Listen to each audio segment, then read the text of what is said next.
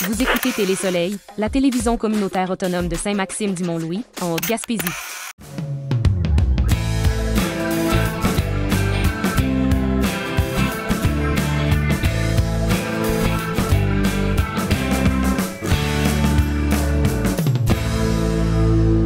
À quelques semaines des élections, nous avons rencontré Diane Le Boutillier, députée sortante, pour discuter de sa campagne, de ses priorités pour la région et des enjeux clés de cette élection. Elle nous explique pourquoi elle souhaite obtenir un nouveau mandat et ce qu'elle compte apporter à sa communauté. Pourquoi est-ce que vous avez décidé de vouloir vous relancer dans un nouveau mandat? Ben, vraiment, là, la décision a été prise, puis elle a été, j'y ai pensé. Puis parce qu'on sait que le comté, c'est considérablement en termes de superficie à couvrir. Le comté s'est agrandi. On a maintenant la Matanie et la MRC d'Avignon. Mais pour moi, là, dans toute ma réflexion, c'était important de revenir, puis justement pour représenter les citoyens. Parce que j'aime ma région. Moi, c'est la première des choses. Et l'autre chose aussi, c'est qu'il y a beaucoup de gens que je rencontrais sur le territoire qui me disaient, Diane, tu dois te représenter. Reviens là, puis il faut que tu restes avec nous autres. On est en confiance avec toi. Puis avec tout ce qui se passait avec les États-Unis aussi, parce que j'ai remarqué, puis on le voit, les gens sont anxieux, les gens sont nerveux de ce qui se passe avec nos voisins, les États-Unis. Les gens me parlent, est-ce qu'il va y avoir une guerre? Est-ce qu'on va perdre nos chèques de pension de vieillesse? Est-ce qu'on va être annexé comme territoire? Ça fait que tout ça a fait en sorte que j'ai dit, bon, ben écoutez, oui, je vais me représenter et je vais faire cette campagne électorale. D'accord. Alors, déjà, j'ai vu passer justement, j'ai mis de côté quelques articles de journaux. Là, vous avez décidé de faire une campagne sans pancarte déjà. C'était votre premier souhait. Comment expliqueriez-vous ça pour nous résumer un peu votre démarche? Ben, moi, là, je dois vous dire que même à la campagne de 2021, je rêvais déjà de faire une campagne sans pancarte. Parce que j'avais vu, il y a plusieurs années passées, l'ancienne mairesse Boucher à Québec, qui est décédée maintenant, qui avait vraiment innové à ce niveau-là, de faire une campagne sans pancarte, puis elle avait gagné ses élections. Puis comme le comté était immense, là, j'ai dit oui. Là, j'ai l'opportunité actuellement là, de pouvoir faire les choses autrement. Et puis en 2021 aussi, on a eu l'ouragan Ida, là, la queue de l'ouragan Ida qui est passée là, en début de campagne. On a perdu, nos pancartes ont pris le bord de la mer. Ça fait que d'où l'idée là, d'utiliser l'occasion là, pour faire une campagne sans pancarte. Mais ce que j'ai fait, par exemple, c'est que j'ai fait travailler des gens de chez nous. Donc, j'ai utilisé, quand on regarde l'entreprise Jollyfish, qui a fait tous mes cartons pour justement pouvoir informer les gens avec notre région au pouvoir. J'ai aussi rencontré un photographe de Gaspé qui est Roger Saint-Laurent, qui a pris ma photo de campagne parce qu'il fallait quand même avoir une photo de campagne comme tous mes collègues. On a travaillé aussi avec l'imprimerie des Anses pour faire imprimer là, justement là, nos cartons. Ça fait que c'est vraiment là, c'est un beau travail de concertation avec les gens dans le milieu pour faire travailler nos entreprises d'ici. Puis c'est l'orientation aussi que notre gouvernement veut prendre, encourager l'achat local, faire travailler nos entrepreneurs chez nous. Donc, c'est vraiment là, je suis fière là, de cette campagne-là. Puis effectivement, comme vous dites, on est en 2025. Est-ce que ça veut dire que vous allez être plus présente aussi sur les réseaux sociaux? Je sais que souvent, c'est des nouvelles stratégies de communication. Puis j'ai vu que vous avez ouvert aussi un site Internet pour l'occasion. Oui, oui, on a investi dans le dernier mandat, on a investi 44 millions de dollars, excusez, 53 millions de dollars auprès des médias locaux en publicité et tout.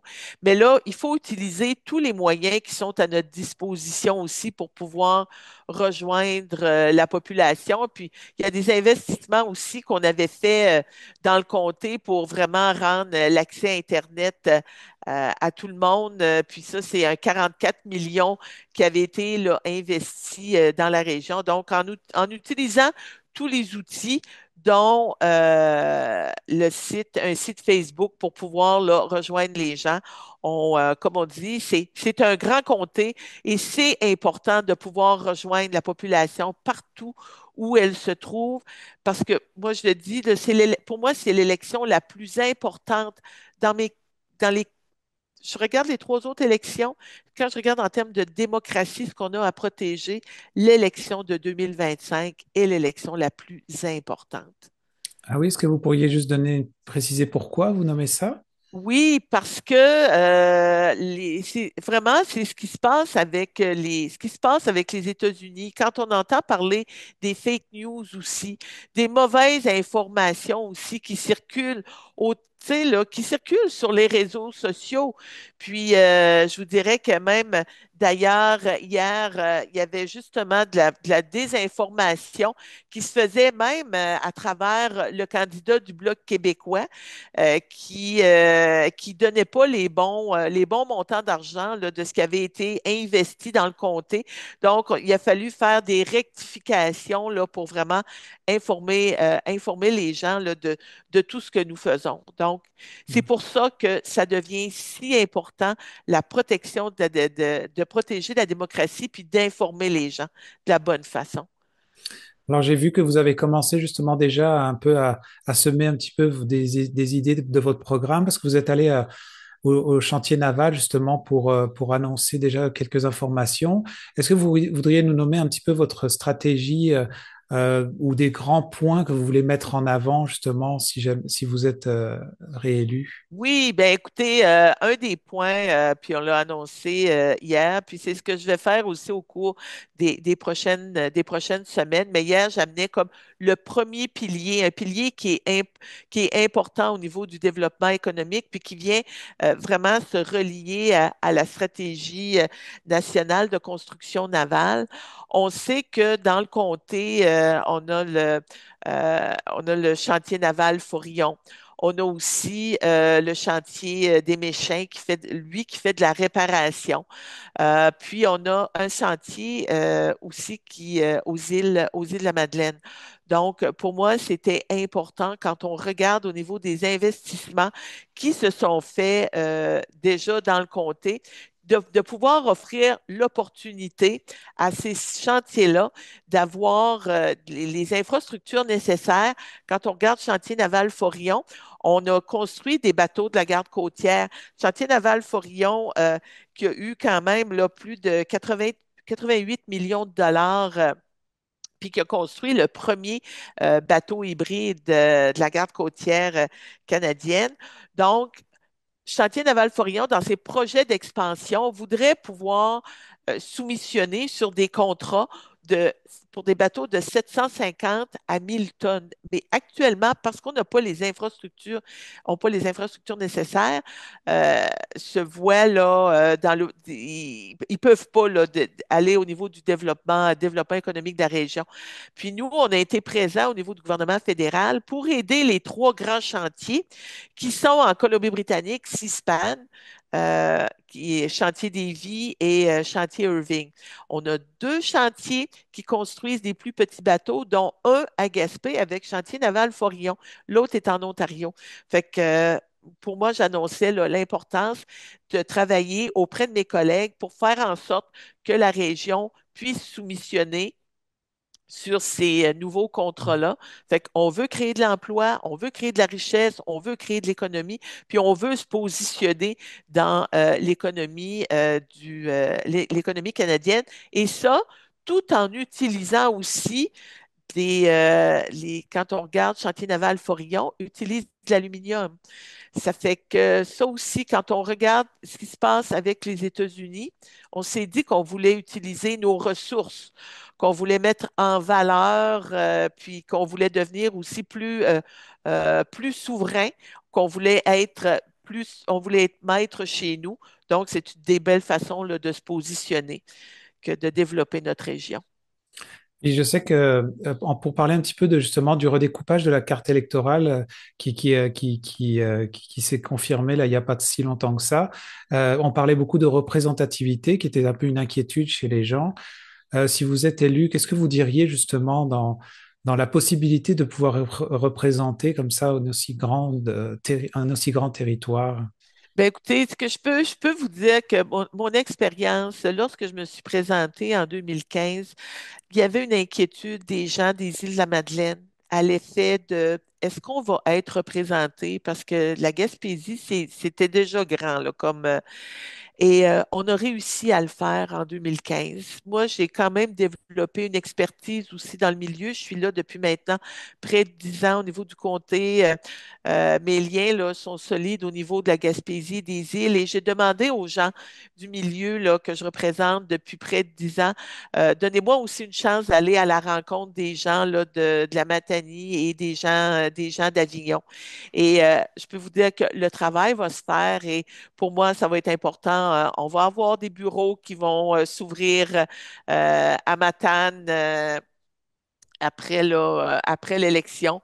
Ça, là, je l'ai déjà dit. J'avais entamé aussi au courant là, de la dernière année, en 2024 puis en 2025. J'ai eu des rencontres aussi avec les gens de la Matanie, des chambres de commerce, avec des élus, avec la MRC, pour vraiment être au courant là, des enjeux, puis de regarder aussi avec eux en termes de priorité.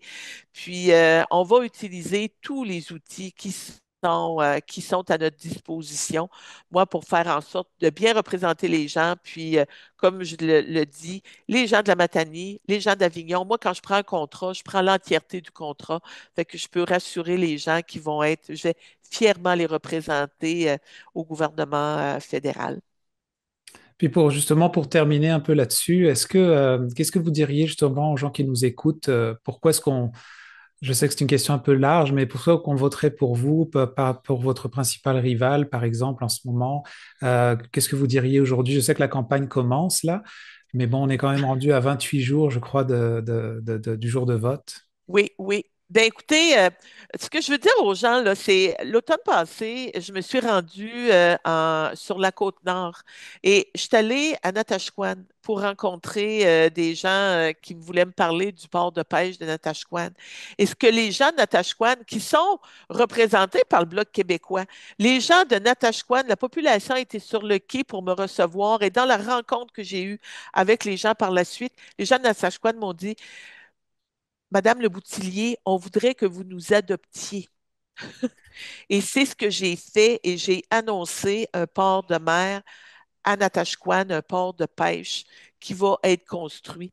Et tout ça pour vous dire que à combien, là, moi, j'ai à cœur les gens des régions. Puis quand je regarde au niveau du Bloc québécois, qui se dit si régionaliste que ça, de ne pas avoir été en mesure, moi, ça faisait 1 an et demi que j'étais ministre des Pêches à Ottawa et jamais, jamais personne ne m'avait parlé du Bloc québécois du quai de Natashquan.